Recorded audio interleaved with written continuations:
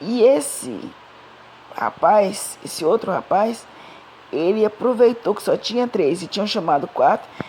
Ele entrou dentro do carro e os homens estavam vedados, não estavam enxergando, não enxergavam os crentes. Eles acharam que era mais um deles que estava junto. E aquele rapaz,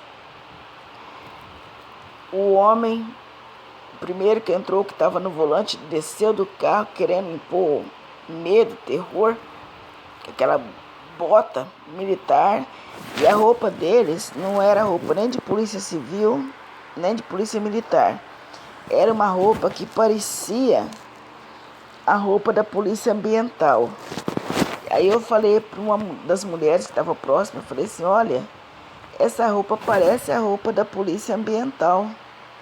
Ela falou, pois é. Engraçado, né? É como se eles estivessem nos tratando como animais. Aí eu peguei e via quando aquele homem com os olhos vendados, com as mãos amarradas, mas movimentava, mas eu via que a mão deles estava amarrada espiritualmente. Eles pegavam e escreviam. E um daqueles homens que era aquele que tinha tido muito pensamento ruim, ele corria muito rápido ali dentro e ele conseguia achar um pacote de farinha. Quando ele pegava um pacote de farinha, ele levantava o pacote de farinha como um troféu, como se aquelas pessoas só tivessem aquela farinha para comer e eles iam ficar sem comida. Então aquele homem se alegrou muito, que ele estava fazendo um bom serviço, que eles tinham tirado provisão do povo da cidade de refúgio. Só que quando ele pegou essa farinha, aquele que era cristão, que estava disfarçado junto com eles, trocou uma comunicação silenciosa com outro membro ali da igreja, e o membro da igreja pegou como se fosse um cimento, como se fosse uma areia, um outro produto, fosse uma terra, e entregou aquele saco na mão do cristão. O cristão entregou na mão dos agentes lá da Nova Ordem, e o cara da Nova Ordem, sem perceber que estava vedado, o outro catou a farinha e devolveu de novo para o grupo. Quer dizer, eles não conseguiram tirar nada da provisão do Senhor.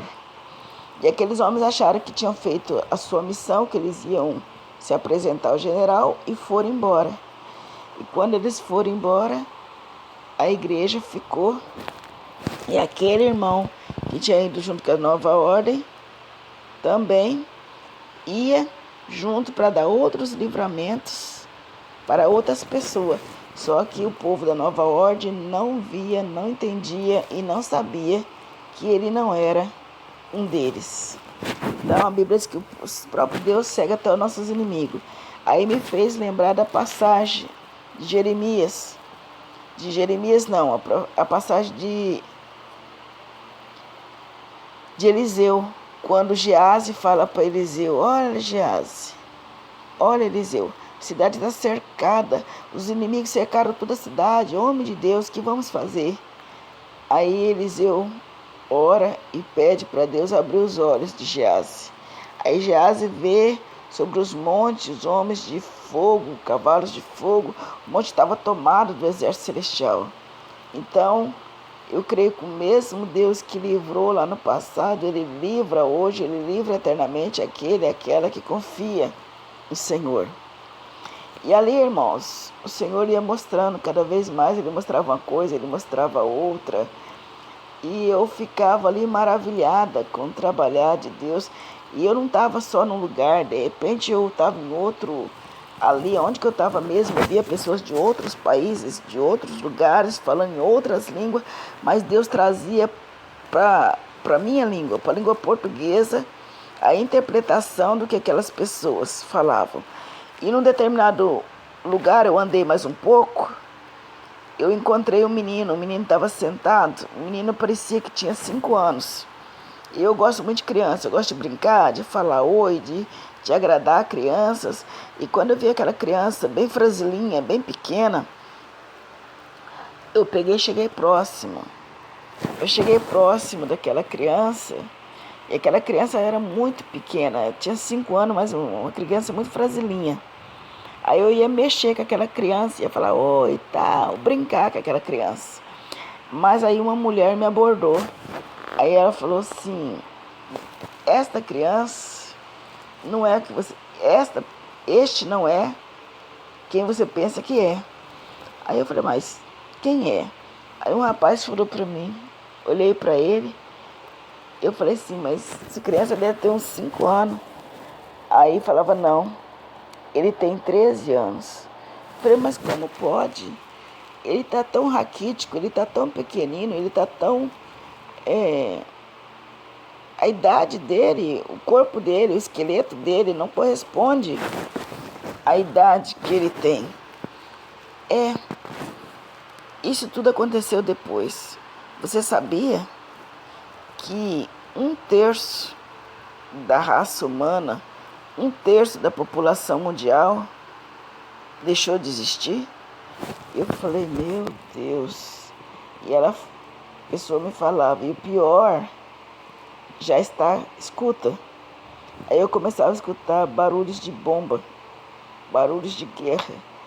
E para aquelas pessoas que não estavam na cidade refúgio, começava a vir um fogo, como se fosse um fogo de vulcão, um calor, como um calor de um vulcão, e aquele sol estava brasando, aquele calor, aquelas bombas, aquelas coisas, estavam terríveis. E uma pessoa me disse, entre aquelas, olha, escuta, o Senhor está arrebatando a tua igreja. O Senhor Jesus está voltando para arrebatar a tua igreja. Glória a Deus. E aquelas pessoas se enchiam de gozo, se enchiam de alegria. Aí em um outro lugar, aí aquele menino começava a orar. E começava a falar, Senhor, Senhor meu Deus, Papai do céu, abençoa meu pai. Ele se separou de mim, ele foi trabalhar para ti. Guarda ele onde que ele estiver. Papai do céu, não deixa meu pai desviar, não deixa meu pai cair, não deixa meu pai fracassar. Se ele precisar morrer por ti, que ele morra, Senhor.